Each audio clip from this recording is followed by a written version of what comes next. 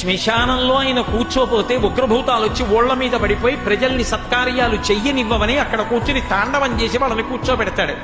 పార్వతీదేవి అడిగింది మహాభారతం అనుశాసనిక పర్వంలో, శుభ్రమైన కైలాసం ఉండగా, ఇంత ఐశ్వర్యం ఉండగా, చింతామణి గృహం ఉండగా శ్మశానంలో ఎందుకుంటున్నారని అడిగింది.